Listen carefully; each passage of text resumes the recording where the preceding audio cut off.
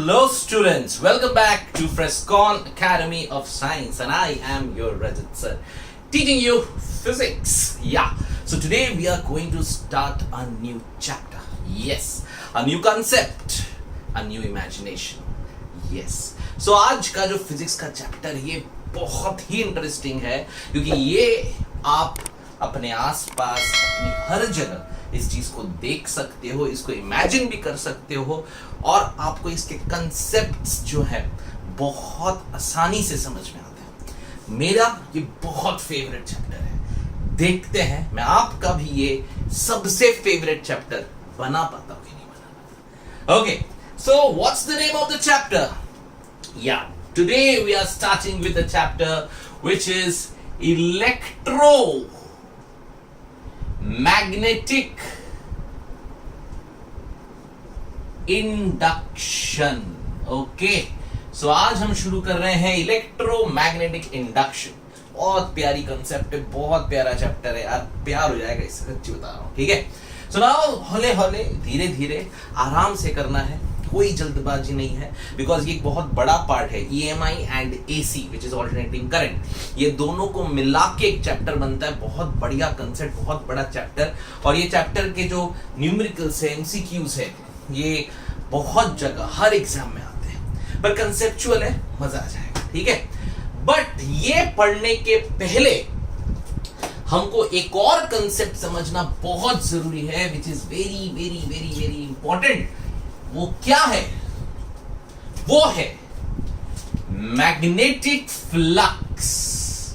ठीक है, तो सबसे पहले आज हम ये समझेंगे कि यार मैग्नेटिक फ्लक्स क्या होता है, ये फ्लक्स क्या है। तुमने इलेक्ट्रोस्टैटिक्स पढ़ा है, उसमें तुमको पढ़ाया है सर ने फ्लक्स, इलेक्ट्रिक फ्लक्स, E.ds पढ़ा है कि नहीं पढ़ा है ना, EDS cos थीटा। अब सेम यहां पे है which is called magnetic flux. देखो फ्लक्स का मतलब क्या है कि एक पर्टिकुलर जगह से कितनी लाइंस ऑफ फोर्स मैग्नेटिक या इलेक्ट्रिक पास हो सकती है। समझ गया?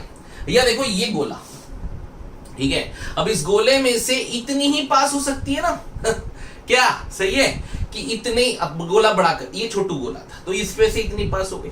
अब मैंने गोले बड़े कर दिया, अब इसमें से ज्यादा पास हो सकता है। समझ में आ रहा है क्या? ठीक है, अब मेरे पास और नहीं है मार्कर तो मैं बता नहीं पा रहा हूं, पर समझो।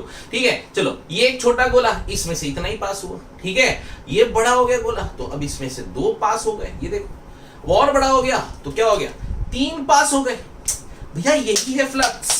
फ्लक्स का मतलब यही है कि एक पर्टिकुलर एरिया से कितना लाइंस ऑफ फोर्स जा सकता है, इलेक्ट्रिक हो या मैग्नेटिक हो। भैया फ्लक्स तो फ्लक्स है, समझे का? समझ गए ना? तो फ्लक्स का मतलब पहले समझ लो। तुम्हारे घर में, तुम्हारे रूम में तुम्हारा दरवाजा, वो दरवाजे को खोल दो तो उतनी हवा जाएगी बाहर। ठीक है, तुमने दरवाजा बड़ा कर दिया, ज्यादा हवा चली जाएगी। ठीक है, सो यही है फ्लक्स। ठीक है, तो पर्टिकुलर एरिया से कितना magnetic lines of force pass हो रहा है, हम उसे फ्लक्स कहते हैं। अब इसको पढ़ने और समझने के लिए हम बढ़िया सी चीज बताते। देखो ये है आपके फील्ड के lines, these are your magnetic field lines. पकड़ लो ये B। ठीक है, B जो है मैग्नेटिक फील्ड को कहा जाता है, ये हमें आता है, हमने पढ़ा है बहुत प्यार से एक चैप्टर जिसे मैग्नेटिक इफेक्ट्स ऑफ करंट कहते हैं। तो B माने मैग्नेटिक फील्ड, सबको पता है। अब मैंने इस पे ना एक ऐसा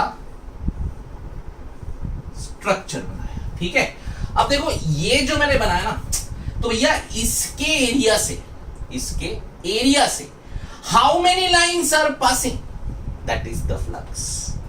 ठीक है, दैट्स कॉल्ड मैग्नेटिक फ्लक्स। कि ये जो पर्टिकुलर एरिया दिख रहा है, इस एरिया से कितने लाइंस ऑफ फोर्स जा रहे हैं, हम उसे फ्लक्स कहते हैं। अब इमेजिन करो, मान लो ये वो चीज है, ये जो बनाया ना मैंने, अब ये अगर ऐसा है और ये फील्ड ऐसा है तो इसमें से ये पास हो रहे हैं लाइंस ऑफ फोर्स। पर अगर मान लो मैंने उसको ऐसा कर दिया, अब लाइंस ऑफ फोर्स पास नहीं हो पा रहे ना, या कम हो रहे। ठीक है, अब ये तो थोड़ा विथ है तो एक तो पास हो भी जाएगा, पतला रहेगा तो पास ही नहीं हो पाएगा। ये बात समझ में आ रहे हो? पूरा कंसेप्ट फ्लक्स का इतना ही है कि भैया जो गिवन एरिया है उसमें से कितना लाइंस ऑफ फोर्स पास हो सकता है, इसी को कहते हैं बड़े बड़े शब्दों में फ्लक्स का कहते हैं, फ्लक्स। ठीक है, अच्छा अभी फ्लक्स को लिखें कैसे? तो भैया फ्लक्स लिखने का तरीका ये हो गया। फ्लक्स, ठीक है। अच्छा, मैग्नेटिक फ्लक्स जो होता है इसका फॉर्मूला क्या है? सो मैग्नेटिक फ्लक्स का फॉर्मूला होता है, याद रखिए, ये होता है B डॉट ए, ठीक है। तो flux is B dot A, मतलब amount of magnetic field passing through area, dot दिया है, इसका मतलब B A cos थीटा, मतलब ये जो थीटा है, this should be the angle between B and the area, ठीक है, समझे? ओके, अब एक बात समझो, ये बहुत ज्यादा इंपॉर्टेंट है। फ्लक्स तो पता चल गया B डॉट ए, जैसे हमारा E डॉट ए था वैसे ही B डॉट ए है ना। तो flux is what? B dot A, which is B A cos theta. Theta is the angle between the B and the A। तो अब ये B दिख रहा है, A वाला कहां है? हमने पढ़ा है कि एरिया वेक्टर मतलब नॉर्मल टू द एरिया हमको देखना है, ठीक है। तो मतलब कि अगर देखो, अगर ये मेरा ये है, ठीक है, रेक्टेंगुलर जो भी तुम्हें पकड़ना है, इसका जो एरिया वेक्टर निकलेगा वो ऐसा निकलता है, ये हमने पढ़ा है ना कि देखो अगर ये ऐसा है तो इसका जो एरिया वेक्टर है वो ऐसा निकलता है। हमें इसको एरिया वेक्टर पकड़ना है ना। अब फील्ड भी ऐसी जा रही है, पकड़ लो, फील्ड भी ऐसी जा रही है और ये उसका एरिया है, तो फील्ड और एरिया के बीच का एंगल कितना हुआ बाबू, बताओ?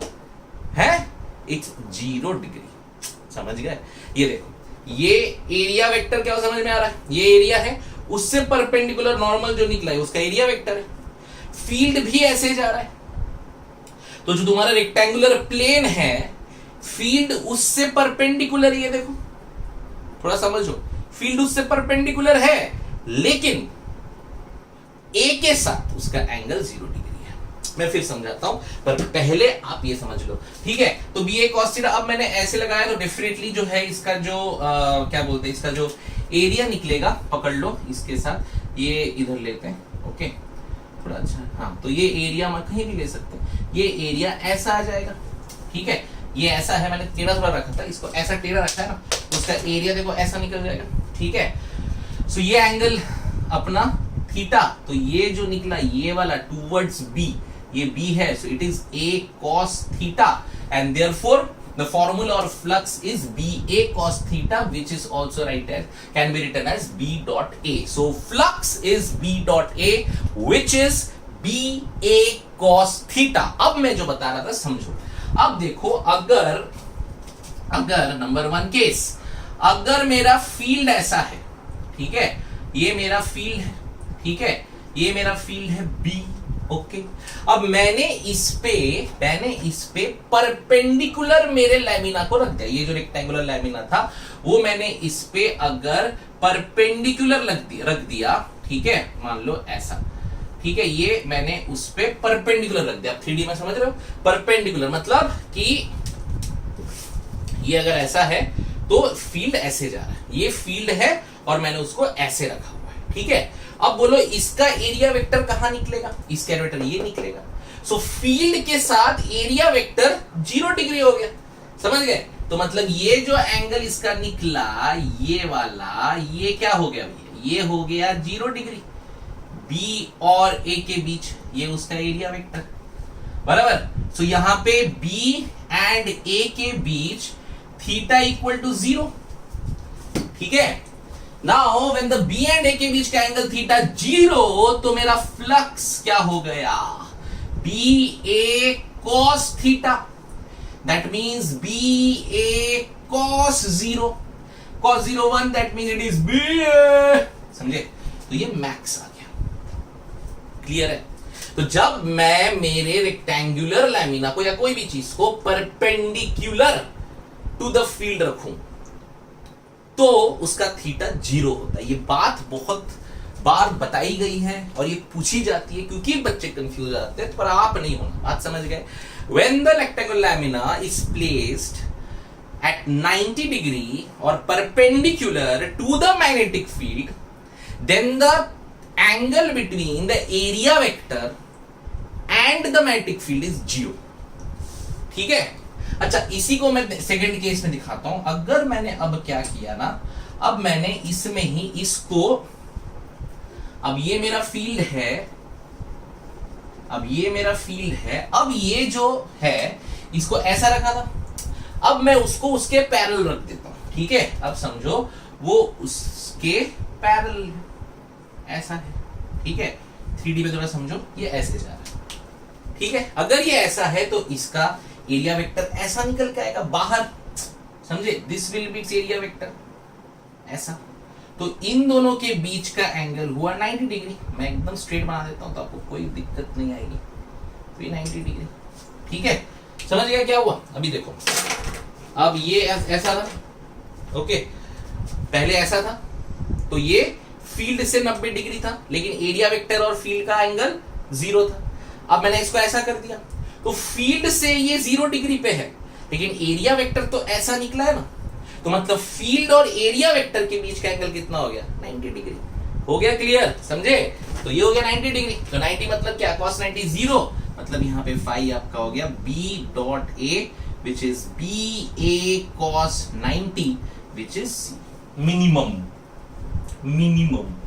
तो when the rectangular lamina, या when the object is placed along the magnetic field, okay, when the object is placed along the magnetic field, ये देखो, ठीक है, when the object is placed along the magnetic field, ठीक है, then the angle between the area vector and the magnetic field is 90 degree, and therefore the flux is minimum.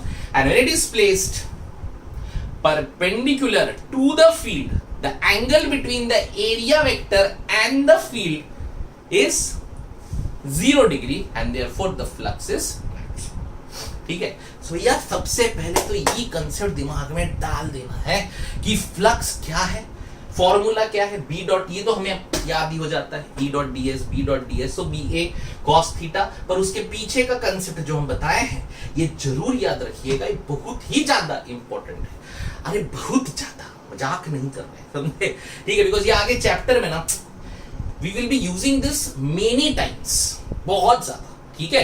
तो therefore this is very important, I think you get it, I hope, ठीक है। सो अगर कुछ भी इस concept में problem है तो please type and please ask me, because ये बहुत इंपॉर्टेंट है, और जिनको समझ में आके इमेजिन कर पाए तो बहुत बढ़िया है, ठीक है। चलो, अच्छा एक चीज और, अगर ये यूनिफॉर्म है, ये तो यूनिफॉर्म लिया, अगर मान लो जो है वो नॉन यूनिफॉर्म है, इस तरह से भी हम पढ़े हुए हैं, तो यहां पे अगर ऐसा है तो फील्ड जो है, मान लो, तो जो मैग्नेटिक फील्ड है, पकड़ लो ऐसे जा ही रहा है, तो फील्ड का तो प्रॉब्लम नहीं है, ठीक है, ये फील्ड है, ठीक है। अब ये कैसा है ना, ये यहाँ पे देखो एरिया वेक्टर ऐसा निकलेगा, इसका एरिया वेक्टर शायद ऐसा निकल जाए, इसका ऐसा निकल जाए, तो सबका अलग अलग एरिया वेक्टर हमने पहले किया। सो इस टाइम पे हम क्या करते हैं बताओ, इस टाइम पे हम क्या करते हैं, इसको ds ले लेते हैं, छोटू ds, अरे ds, अरे ds, तो फ्लक्स का मतलब ये हो गया क्लोज्ड इंटीग्रल, ऐसा हम लिखते हैं क्लोज्ड, ठीक है, that is equals to b dot ds, ये ऐसा, ठीक है। तो flux is equals to b dot ds, closed मतलब ये क्लोज्ड वाले के अंदर है, तो सबको इंटीग्रेट कर देंगे तो आपको मिलेगा b ds cos theta, that is equals to flux, ठीक है, ओके। सो ये आपका जो फ्लक्स है आपको मिल गया, तो दिस इज योर फ्लक्स, ठीक है, ये flux integral of B D S cos theta, ये भी एक फॉर्मूला है, जैसे तुम्हारा ई डॉट डी एस था वैसे ये B D S cos theta, ठीक है, क्लियर है। So this is the concept behind the magnetic flux. So B और ए कॉस थीटा, उनके बीच का जो कंसेप्ट है वो ये है, तो b dot A is equal to B A cos theta, and इस तरह से होता है। बस दो ही चीजें याद रखनी है इसमें, अगर मेरा ऑब्जेक्ट फील्ड के अलोंग है तो एरिया और उसका एंगल 90, तो वो 0, और अगर वो फील्ड से परपेंडिकुलर है तो थीटा 0 हो जाता है, थीटा बी और ए के बीच है, तो बी ए कॉस 0 बी ए बन जाता है, ठीक है।